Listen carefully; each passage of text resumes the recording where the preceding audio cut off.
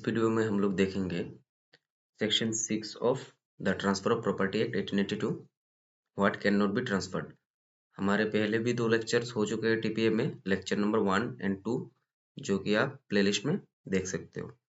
तो आज हम लोग देखेंगे सेक्शन 6 को। सेक्शन 6 को ऐसे डायरेक्ट में आपको मिल जाएगा, जो उसका प्रोविजन मिलेगा व्हाट मे बी ट्रांसफर्ड करके मिलेगा, ठीक है, व्हाट मे बी ट्रांसफर्ड। लेकिन हमने यहाँ पे क्या लिखा, what can not be transferred. ठीक है, हमने इसका हेडिंग थोड़ा चेंज कर दिया, what can not be transferred, क्योंकि हम लोग अंदर जो पढ़ेंगे ना इसमें, एक्चुअली हम लोग अंदर जो पढ़ेंगे सेक्शन के आने वाले स्लाइड्स में हम लोग देख लेंगे, तो उसमें क्लियरली दिया हुआ है वो चीजें जो कि ट्रांसफर नहीं हो सकता। ठीक है, तो चलो आगे बढ़ते हैं वीडियो में।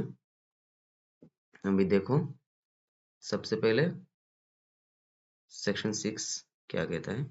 Section 6 of the Transfer of Property Act specifies that property of any kind may be transferred except as otherwise provided by this act or by any other law for the time being in force. The section then lists various exceptions which we will discuss in detail through its subsections. मतलब section 6 में specify किया है कि property of any kind, मतलब कोई भी property उसको transfer कर सकते हैं, लेकिन इसमें एक्सेप्शंस है। ठीक है, एक्सेप्शंस जो है वो हम लोग इसके जो आने वाले सबसेक्शन है उनमें देख सकते हैं। तो सबसेक्शन पहले हम लोग शुरू करेंगे सबसेक्शन ए से। तो सबसेक्शन ए में देखो, ट्रांसफर ऑफ स्पेस सक्सेशनिस्ट। अब स्पेस सक्सेशनिस्ट का मतलब क्या होता है? स्पेस सक्सेशनिस्ट का मतलब होता है जो सक्सेशन होता है ना किसी प्रॉपर्टी का, मतलब दादाजी के पास है, फिर पिताजी के पास आएगा, फिर बच्चे के पास आएगा, लेकिन वो प्रॉपर्टी तो सक्सेशन के उसमें से आता है, ठीक ना, इंडियन सक्सेशन एक्ट के अंडर से आता है। तो वो जो सक्सेशन है, आने से पहले प्रॉपर्टी आप नहीं बेच सकते। वो प्रॉपर्टी पहले आपको आपके पास आना चाहिए, आप उसका मालिक होना चाहिए, फिर आप उस प्रॉपर्टी को ट्रांसफर कर सकते हैं। देखो क्लियरली क्या दिया है, स्पेस सक्सेशन इज और the chance of an heir apparent. मतलब हेयर्स कौन होते हैं? जो किसी प्रॉपर्टी में दादाजी के बाद जिसको प्रॉपर्टी मिलेगा, जितने भी लोग हैं वो सब हो गए इस प्रॉपर्टी के हेयर्स। तो हेयर अपरेंट मतलब आप अभी भी जिंदा है दादाजी, आपको लग रहा है कि हाँ दादाजी के बाद तो मेरे पापा को, मुझे और भी मेरे चाचा को, सबको प्रॉपर्टी मिलेगा, तो वो आप मतलब अपरेंट है, अभी भी श्योर नहीं है कि मिलेगा या नहीं। सपोज कि दादाजी ने विल बना के किसी और को दे दिया, किसी अनाथालय को दान कर दिया, किसी स्कूल को दान कर दिया अपना पूरा प्रॉपर्टी, तब क्या करोगे? तो इसलिए इस सेक्शन को क्या बोला है कि स्पेस सेक्शन इसको हम लोग ट्रांसफर नहीं कर सकते। चलो आगे बढ़ते हैं। To succeed to an estate is explicitly made void under section 6A. This provision ensures that an individual who stands to inherit property in the future cannot transfer their expected inheritance। मतलब जो आप expect करते हैं ना कि inheritance मुझे मिलेगा, वो आप ट्रांसफर नहीं कर सकते। तो इसका एग्जांपल देख लेते हैं। Consider a family where father Ram owns a property and his son Shyam is the heir apparent। मतलब राम का प्रॉपर्टी है, श्याम है हेयर अपरेंट। राम के मरने के बाद श्याम को प्रॉपर्टी मिलेगा, तो इसे कहते हैं heir apparent. As long as Ram is alive he retains full ownership of the property. मतलब जब तक राम जिंदा है वो प्रॉपर्टी का पूरा ओनरशिप उसी के पास रहेगा। श्याम कैन नॉट सेल और transfer the property without Ram's consent. Ram के जीवित होने के टाइम पे श्याम तो वो प्रॉपर्टी नहीं बेच सकता विदाउट राम के कंसेंट से। लेकिन if Ram dies intestate without a will, Shyam may inherit the property. अगर राम मरते वक्त कोई विल नहीं बनाया तो श्याम को ही प्रॉपर्टी मिलेगा, क्योंकि राम का लड़का ही श्याम है, ठीक है ना, राम का लड़का तो श्याम ही है, तो उसी को प्रॉपर्टी मिलेगा। लेकिन अगर विल बना दिया तो उसको श्याम को नहीं मिलेगा, ठीक है। Shyam may inherit the property. उसके बाद however if Shyam attempts to transfer his future inheritance while Ram is still alive. लेकिन राम को अगर ऐसा लगता है, श्याम को अगर ऐसा लगता है कि मैं अभी प्रॉपर्टी बेच देता हूँ, बाद में तो मेरे पास ही आएगा, ठीक है, तो वो नहीं हो सकता। Such a transfer would be void ab initio। मतलब एकदम शुरुआत से ही void होगा। This provision was upheld in the case of official assignee Madras versus Sampat Naidu. इस ये जो पूरा बात हमने पढ़ा है, सिमिलर व्यू था कोर्ट का इस केस में, ठीक है। Where the court observed that a mortgage executed by an heir apparent is void even if he subsequently acquires the property as an heir। बोला है कि केस में अगर आपने मॉर्गेज भी किया है ना, एग्जीक्यूट किया है, लेकिन आप थे एयर अपरेंट और बाद में वो प्रॉपर्टी आपको मिल भी जाता है, तब भी आप उसको वैलिड नहीं कर सकते, वो void ही रहेगा, ठीक है। यही कहा है सबसेक्शन 1 सबसेक्शन ए में। तो आसान ही है, इतना कुछ टफ नहीं है, एक बार पढ़ लो इसको पूरा, फिर देखो समझ में आ जाएगा आराम से। ठीक है, तो सबसेक्शन अभी बी देखते हैं हम लोग क्या है। तो सबसेक्शन बी में देख लो, राइट ऑफ री एंट्री। अब राइट ऑफ री एंट्री क्या होता है, इसको भी हम लोग देख लेते हैं। The right of re entry refers to the right to resume position of land that has been given to another person for certain period. मतलब एक आदमी है, उसने अपना एक प्रॉपर्टी है, ठीक है, वो प्रॉपर्टी उसने किसी को दिया फॉर लीज में, फॉर अ सर्टेन पीरियड। इसने इसको प्रॉपर्टी दिया for a certain period, lease में प्रॉपर्टी दे दिया, ठीक है। This right is commonly seen in lease agreement where the lessor can re-enter the premises if the lessee fails to pay rent or breaches other terms of the lease। तो ये अपना property जब lease में देगा ना, तो इसको कुछ टर्म्स एंड कंडीशंस या कुछ ये सब देगा ना, तो वो एक क्लॉज रख देगा, री एंट्री का क्लॉज उसी एग्रीमेंट में। एग्रीमेंट में क्या कर देगा, एक क्लॉज रख देगा और बोलेगा कि अगर तुमने कुछ भी उसका एग्रीमेंट से गलत किया, एग्रीमेंट के अकॉर्डिंगली नहीं किया, तो तुमसे प्रॉपर्टी वापस ले लिया जाएगा। तो उसी को बोलते हैं राइट ऑफ री एंट्री, ठीक है। फिर इसके आगे देखो, this right is commonly seen in the lease agreement where the lessor can re enter the premises if the lessee fails to pay rent और breaches other terms of the lease. इसका example देख लो, in the case of re Davis and company, A purchased good from B under a hire purchase agreement that included a right of re-entry। देखो right of re entry होना चाहिए, मतलब clause में होना चाहिए, जब आप एग्रीमेंट करोगे ना उसी क्लॉज में होना चाहिए। इफ ए फेल टू पे द इंस्टॉलमेंट्स, मतलब ए अगर इंस्टॉलमेंट पे नहीं करता है तो वो उससे प्रॉपर्टी ले ले जाएगा। इसका सिंपल एग्जांपल है, जैसे आप एक कार खरीदते हो ना, तो आप इंस्टॉलमेंट में कार खरीदते हो, तो उसमें आप नीचे साइन करते हो टर्म्स एंड कंडीशंस, जो कि हम लोग ऐसे पढ़ते नहीं है, साइन कर देते हैं हर जगह पे। तो उसमें कंडीशंस दिया होता है कि आप अगर इंस्टॉलमेंट नहीं दे पाएंगे तो वो बंदा जो आएगा उसका शोरूम का आपसे कार या बाइक लेके चला जाएगा, ठीक है। फिर आप चिल्ला के भी कोई फायदा नहीं होगा। B could enter as premises and reclaim the goods, however the right of re-entry is a personal right and cannot be transferred by B to another party, any attempt to transfer this right would be void। तो यहाँ पे हम लोग पढ़ रहे हैं क्या, right of re entry तो होगा लेकिन उस राइट को ट्रांसफर नहीं कर सकते, ठीक है ना। जैसे कि अभी ये एक शोरूम है, तो इस शोरूम से आपने बाइक खरीदा था, ये ठीक है, इस शोरूम से आपने एक बाइक खरीदा था। तो अभी इसका इसके पास वो होगा, राइट होगा कि आपसे बाइक रिकवर कर ले। अगर आपने इसको इंस्टॉलमेंट नहीं दिया तो इसके पास आपका राइट होगा री एंट्री का। तो ये क्या किसी और को ट्रांसफर कर सकता है अपना राइट, कि देखो भाई मुझे इससे बाइक मिलेगा, ठीक है, राइट है, तो एक काम कर लो, तुम तो मेरे से 50,000 मिलता है, मतलब इन दोनों के बीच में भी एक ट्रांजेक्शन है, इसको इसको 50,000 देना था। तो इसने क्या बोल दिया बीच में से कि भाई तुम अपना 50,000 उसका बाइक रिकवर करके ले लो। तो ऐसा नहीं हो सकता, इसको ट्रांसफर नहीं कर सकता है, इसको right of re entry transfer नहीं हो सकता है, इसी को इससे बाइक लेना पड़ेगा और इसको इसका पैसा कोई और एक ट्रांजेक्शन में देना पड़ेगा। दोनों को एक ट्रांजेक्शन हम लोग नहीं बना सकते, ठीक है। सिंपल ही है, इतना कोई हार्ड नहीं है इसमें। फिर देखो सबसेक्शन सी में देख लेते हैं। देखो सबसेक्शन सी है ईजमेंट। अभी ईजमेंट तो हम लोगों ने सबने सुना होगा थोड़ा बहुत। तो ईजमेंट का मतलब क्या होता है, ईजमेंट का मतलब होता है जो एक डोमिनेंट हेरिटेज होता है, जैसे कि एक घर होता है, इसको हम लोग बोलेंगे डोमिनेंट हेरिटेज। तो इस घर के साथ ये सामने जो रोड होगा ना, ये जो रोड होगा, ये रोड इसमें चलने का इजमेंटरी राइट होता है, ठीक है। पर आप मान लो कि यहाँ पे और एक घर है, ठीक है, यहाँ पे और एक घर है, और आपने जब घर खरीदा था यहाँ पे, तो इस आदमी ने बोला था कि हाँ भाई मेरे घर के ऊपर से या मेरे जो प्रॉपर्टी है उसके ऊपर से तुम लोग इस रोड से अपने घर तक जा सकोगे। तो तब तो उसने एग्री किया था, ठीक है, कि इसके घर पे जाने के लिए उसको रास्ता देगा। तो बाद में ये आदमी डिनाई नहीं कर सकता कि रोड नहीं दे सकता। तो चलो अभी आगे इसको सेक्शन को पढ़ते हैं।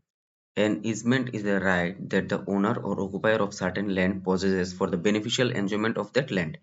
This right allows them to do something on another's land or prevent something from being done. Easement include the principle of profits ependre, which means the right to enjoy benefits arising from the land. Example: if A has the right of way over B's land to access his own property, this is an easement। देखो जैसा कि मैंने ऊपर बोला था, ए का right है वे का, ठीक है ना, मतलब जाने का 20 लैंड से उसके खुद के प्रॉपर्टी में जाने के लिए।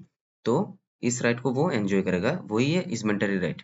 Similarly in Ganesh Prakash versus Khandu Bakhsh, it was held that the right to dry clothes over the roof of shops constitutes an easement. Importantly, an easement cannot be transferred apart from the dominant heritage to which it is attached, as established in Sheetal versus Delaney. तो चलिए अभी आगे के subsections भी हम लोग देख लेते हैं। तो अब ये सबसेक्शन हम लोगों का डी, रेस्ट्रिक्टेड इंटरेस्ट्स। इसमें क्या है, this clause states that a person can not transfer an interest that is restricted to their enjoyment. मतलब कोई व्यक्ति ट्रांसफर नहीं कर सकता वो इंटरेस्ट जो कि रेस्ट्रिक्टेड है, मतलब सिर्फ उसी के एंजॉयमेंट के लिए है, किसी और को नहीं ट्रांसफर कर सकता। ठीक है, example, true brothers partition a property and grant each other a right of preemption, meaning if one wants to sell their share, they must first offer it to the other. The right is personal and non-transferable. मतलब ये इसमें exactly यही बोल रहे हैं, right of preemption. Preemption का मतलब है जैसे कि ये आपका जमीन है और ये आपका नेबर का जमीन है, तो इसमें एक प्रिंसिपल काम करता है कि अगर आप इस जमीन को, ठीक है ना, इस जमीन को आप बेचना चाहते हैं जो कि इसके प्रॉपर्टी के साथ अटैच्ड है, आपका जमीन है इसके प्रॉपर्टी के साथ अटैच्ड है, तो आप पहले इसको चांस देंगे कि क्या आपको ये प्रॉपर्टी खरीदना है, तो अगर वो खरीद सकेगा तो खरीद लेगा, प्राइस आपका सही रहेगा, खरीद सकेगा तो खरीद लेगा, नहीं तो आप फिर बाद में किसी और को बेच सकते हैं वो प्रॉपर्टी। तो इसी को बोलते हैं right of preemption, meaning if one wants to sell their share they must first offer it to the other, this right is personal and non transferable. तो ये जो राइट है ना, इसके पास जो राइट है एक्सरसाइज करने का, तो इस राइट को ट्रांसफर नहीं किया जा सकता कि राइट ऑफ प्रियम्पशन मैं किसी और को दे देता हूँ। इन शुइलजोंग वर्सेस पियारे चरण ऐसा ही कुछ होगा, ब्रिटिश नाम का कुछ होगा। The court held that the right to receive voluntary and uncertain offerings at worship is a personal interest and can not be transferred. तो यहाँ पे देखो, जो वॉलंटरी एंड अनसर्टेन ऑफरिंग्स होते हैं ना वर्शिप में, पूजा के टाइम पे किसी ने ऑफरिंग दिया, वो उनके पास जो पुरोहित थे उनके पास, तो वो सब पर्सनल इंटरेस्ट है, वो सब हम लोग ट्रांसफर नहीं कर सकते कि कल से मेरी जगह पे इनको आप देते रहना सब कुछ। Non transferable interest include service tenure, मतलब आपका जो सर्विस टेन्योर होगा ना, कोई जॉब में है तो वो सर्विस में है, उसका जो टेन्योर है सर्विस टेन्योर, वो किसी को ट्रांसफर नहीं कर सकता कि बाकी का समय का जो जॉब है वो कर लेगा। मैं 30 ईयर्स कर लेता हूँ जॉब और मेरे बाद का जो 30 ईयर्स का जॉब है वो मेरा भाई कर लेगा, ऐसा तो नहीं होगा। फिर रिलीजियस ऑफिस, उनको भी हम लोग ट्रांसफर नहीं कर सकते। और राइट ऑफ प्रियम्पशन तो हम लोगों ने पढ़ा ही है। और emoluments attached to the priestly office, वो जो प्रीस्ट के साथ चर्च में प्रीस्ट होते हैं ना, या फिर जो मंदिर में पुजारी होते हैं, उन लोगों का जो एमलमेंट्स होता है, अटैच्ड होता है ऑफिस से, वो सबको हम लोग ट्रांसफर नहीं कर सकते। मतलब यहाँ पे रिस्ट्रिक्टेड इंटरेस्ट जो है ना, इस सेक्शन में, सब सेक्शन डी में, सब कुछ यहाँ पे जो मेंशन्ड है वही है। मतलब इसमें जो मेंशन किया गया है इतने में वही सब है, और बाकी यहाँ पे ऐसा तो नहीं दिया हुआ है। तो ये सब एक्सप्रेसली मेंशन किया गया है, इसी को आपको लिखना है। जनरली इससे इतना सब कुछ नहीं आता है, शॉर्ट क्वेश्चंस में कभी कभी पूछ लिया जाता है, फिर भी आप देख लो पढ़ने के लिए। फिर हम लोग देखते हैं सबसेक्शन डी डी। इसमें देखो क्या है, राइट टू फ्यूचर मेंटेनेंस। तो मेंटेनेंस तो किसको मिलता है, कोई 125 सीआरपीसी आप लोगों ने पढ़ा होगा, तो उसमें था ना कि जो एजेड पेरेंट्स है, फिर चिल्ड्रंस है, या फिर वाइफ है, उन लोगों को मेंटेनेंस देना पड़ता है, ठीक है ना। तो यहाँ पे देखो फ्यूचर मेंटेनेंस का बात किया गया है कि राइट ऑफ फ्यूचर मेंटेनेंस कैसे हम लोग ट्रांसफर नहीं कर सकते। The right to future maintenance is a personal right. तो मेंटेनेंस क्या है, पर्सनल राइट है and personal benefit and can not be transferred. तो इसका एग्जांपल देख लो, एग्जांपल में आपको समझ में आ जाएगा। A women's right to receive maintenance from her husband under a court decree और to receive a share of his property upon his death is personal. मतलब एक वुमेन के पास राइट होता है ना कि वो मेंटेनेंस पाए, अगर उसका हस्बैंड मर भी जाएगा तो उसकी प्रॉपर्टी से उसको मेंटेनेंस दिया जाएगा, हस्बैंड के प्रॉपर्टी से। This right can not be transfer और attached by a courts decree as appealed in Dhupnath versus Ramacharit. मतलब ये जो राइट है ना लड़की को मिलने का, कि मुझे अपने हस्बैंड के प्रॉपर्टी से कुछ शेयर मिलेगा, जैसे कि ये हस्बैंड का प्रॉपर्टी है, तो इस प्रॉपर्टी से अगर उसको शेयर मिलेगा ना लड़की को, वाइफ को, तो वो वाइफ पहले ही उसको किसी और को ट्रांसफर नहीं कर सकता कि मेरे को लगता है इनके मरने के बाद तो मेरे पास ही आएगा ये प्रॉपर्टी, तो एक काम करता हूँ मैं इस प्रॉपर्टी को किसी और को बेच देता हूँ। ऐसा आप नहीं कर सकते, तो इसी को बोल रहे हैं कि right of future maintenance transfer नहीं हो सकता, ठीक है। फिर उसके बाद हम लोग देख लेते हैं क्या है, उसके बाद आते हैं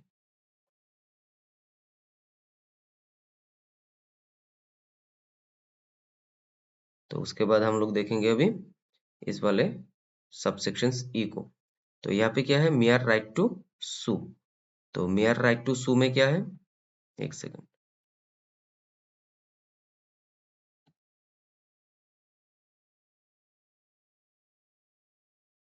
ठीक है। तो यहाँ पे हम लोग क्या देख रहे हैं, mere right to sue subsection E में। मेयर राइट टू सू का मतलब क्या होता है कि खाली किसी को जो हम लोग केस करने का जो अधिकार होता है, ठीक है, वो हम लोग किसी को ट्रांसफर नहीं कर सकते। A mere right to sue can not be transferred. Example देखो, in Setupati versus Chidambaram the court held that a mere right to sue where the transferee has no interest other than the right to sue। मतलब जैसे कि इसको example से एकदम easily समझ लो, एक आदमी है, एक दूसरा आदमी है, और यहाँ पे और एक तीसरा आदमी है। तो इसने इसको कुछ डैमेज कॉज किया, ठीक है, इसने इसको कुछ डैमेज किया, कॉज किया। तो अभी ये क्या करेगा, इसके अगेंस्ट में केस कर सकता है, ये आदमी इसके अगेंस्ट में केस कर सकता है। लेकिन इसने क्या किया, किसी और को बोला कि आप जाके केस कर लो इसके खिलाफ, और केस करके जो पैसा मिलेगा आप रख लो, क्योंकि आपको मुझे सपोज कोई अमाउंट देना है। तो इसने क्या बोला कि आप खुद केस करके उससे ही पैसा ले लो, मैं आपको पैसा नहीं दूंगा। तो ये जो ट्रांजेक्शन होगा ना, ये वॉइड हो जाएगा, ये ऐसा नहीं कर सकते हम लोग। तो यहाँ पे देख लो एग्जांपल है, the court held that A mere right to sue where the transferee has no interest other than the right to sue is non transferable। ठीक है, एकदम क्लियरली बोल दिया है कि इस राइट को हम लोग ट्रांसफर कर नहीं सकते। For instance, if a contract to buy goods from B and fails to take delivery causing B a loss, B can not transfer the right to recover the damage to C. देखो यहाँ पे B को loss हुआ, तो B C को नहीं transfer कर सकता कि भाई तुम जाके उससे डैमेजेस ले लो। ठीक है, सच a transfer would B invalid. तो क्लियरली यहाँ पे यही बोल रहे हैं कि मेयर राइट टू सू हम लोग ट्रांसफर नहीं कर सकते। फिर नेक्स्ट सबसेक्शन में हम लोग देख लेते हैं सबसेक्शन एफ। इसमें क्या है, पब्लिक ऑफिस। अभी पब्लिक ऑफिस को हम लोग ट्रांसफर नहीं कर सकते। देखो, a public office and the associated salary can not be transferred. Example, in Ananthaya versus Subba Rao, the court held that an agreement where a person agreed to pay a portion of his income to his brother in consideration of maintenance does not fall under this provision. Public offices and salaries linked to them are non-transferable because they are personal remunerations for public duties। तो देखो यहाँ पे क्या बोल रहा है कि public office को हम लोग ट्रांसफर नहीं कर सकते, है ना, कि आपको कोई सैलरी मिल रहा है पब्लिक ऑफिस का, तो आप सैलरी किसी और को ट्रांसफर कर रहे हो, वो नहीं हो सकता। लेकिन आपके पास सैलरी एक बार आ जाने के बाद फिर आप ट्रांसफर कर सकते। जैसे कि आपके अकाउंट में 20,000 सैलरी आया, फिर आपने विड्रॉ किया 20,000, उसमें से 10,000 आपने किसी को दे दिया, वो वैलिड होगा। लेकिन अगर आप ऐसा ही कर देते हो कि अकाउंट ही मेरा ना हो, किसी और का अकाउंट में मेरा हर महीने का जो सैलरी होगा वो चला जाएगा, सैलरी आने से पहले ही उसके अकाउंट में डायरेक्ट जाएगा, तो ये ट्रांसफर आप नहीं कर सकते, ये अगेंस्ट है सेक्शन 6 के। फिर हम लोग देखेंगे सबसेक्शन जी, जो की बात करता है पेंशन का। तो यहाँ पे क्या है, देखो, pensions are sums of money periodically payable to the payable by the government to ex serviceman और retired employees. Pensions are non transferable as long as they are unpaid and held by the government. Example, in Sundariya Bai versus union of India, the court held that pensions are non transferable distinguishing them from bonuses and rewards which are transferable. तो यहाँ पे clearly क्या बोला है कि pensions transferable नहीं है, लेकिन बोनस और रिवार्ड्स आप ट्रांसफर कर सकते हो। अगर आपको किसी जॉब में हो, उसमें आपको बोनस मिल रहा है, कुछ रिवार्ड्स मिल रहा है, उन सबको आप ट्रांसफर कर सकते हो, लेकिन आप पेंशन्स को कभी भी ट्रांसफर नहीं कर सकते। फिर नेक्स्ट सबसेक्शन में देख लो आप लोग, क्या है सबसेक्शन एच में, नेचर ऑफ इंटरेस्ट। मतलब नेचर ऑफ इंटरेस्ट को हम लोग ट्रांसफर नहीं कर सकते। अभी इसको कैसे समझेंगे, देखो, no transfer can be made if it is opposed to the nature of interest affected। This include properties dedicated to a public or religious uses. जैसे कि कोई मंदिर हो, ठीक है ना, कोई मस्जिद हो, उसको थोड़ी ना हम लोग ट्रांसफर कर सकते हैं कि मैंने ये मंदिर आपको ट्रांसफर कर दिया, ऐसा नहीं होगा, क्योंकि वो सब रेस्ट्रिक्टेड होते हैं। ट्रांसफर फॉर अनलॉफुल ऑब्जेक्ट और कंसिडरेशन, और फिर अगर ट्रांसफर ही होगा अनलॉफुल ऑब्जेक्ट और कंसिडरेशन के लिए, ठीक है ना, कि मैं तुमको अपना प्रॉपर्टी दे रहा हूँ, तुम जाके उसके घर में कुछ करके आओ, ठीक है ना, कुछ क्राइम करके आओ, फिर मैं अपना जो घर है वो तुमको दे दूंगा। तो वो सब अनलॉफुल ऑब्जेक्ट और कंसिडरेशन के अगर कुछ होगा तो वो भी void हो जाएगा। Any transfer for an unlawful object और consideration is void। This is consistent with section 23 of the Indian contract act. ये 23 ऑफ द कॉन्ट्रैक्ट एक्ट से मेल खाता है सेक्शन। ठीक है, फिर देख लो, which states that an object or consideration is unlawful if it is fraudulent opposed to public policy। अगर वो अनलॉफुल होगा, फ्रॉडुलेंट होगा, opposed to public policy होगा, forbidden by law मतलब लॉ में मना किया है कि ऐसा काम नहीं कर सकते। ठीक है ना, सपोज आप कहीं पे हो और आप जैसे कि ड्रग्स के लेन देन कर रहे हो, तो वो सब तो अपोज्ड है ना, लॉ में फॉरबिड किया गया है, तो वो सब आप डीलिंग्स नहीं कर सकते। Transfer to legally disqualified a transfer to a person legally disqualified to be a transfer is not permitted। फिर देखो, जैसे कि डिस्क्वालिफाइड पर्सन कौन होते हैं, जैसे कि कोई प्रिजन में है आदमी, तो उसको तो वैसे ही लॉ के द्वारा डिस्क्वालिफाइड किया है, तो आप उसके साथ भी कोई ऐसे ट्रांसफर नहीं कर सकते। ठीक है, और जो कि अंडर सेक्शन 7 में स्पेसिफिकली मेंशन किया है कि एक ट्रांसफर को कॉम्पिटेंट होना पड़ेगा, लीगली डिस्क्वालिफाइड नहीं होना चाहिए। ठीक है, फिर सबसेक्शन आई में देख लो। सबसेक्शन आई में क्या है, statutory prohibitions on the transfer of interest. इसमें क्या है, this section clarifies that a tenant with an untransferable right of occupancy can not transfer their interest. मतलब एक टेनेंट है, तो टेनेंट को क्या होता है, कुछ अनट्रांसफरेबल राइट दिया जाता है कि ये राइट सिर्फ आप ही इस्तेमाल कर सकते हो, किसी और को आप ये राइट्स ट्रांसफर नहीं कर सकते। तो वो सब राइट्स को नहीं ट्रांसफर कर सकता, स्पेसिफिकली मेंशन क्या होता है। तो इसमें एग्जांपल देख लो, इन शांति Prasad versus Bachchi Devi the court held that an untransferable right of occupancy cannot be transferred. However, the section also contains exceptions indicating that while most tenancies are transferable, certain statutory provisions make specific leasehold interests or tenancies non transferable।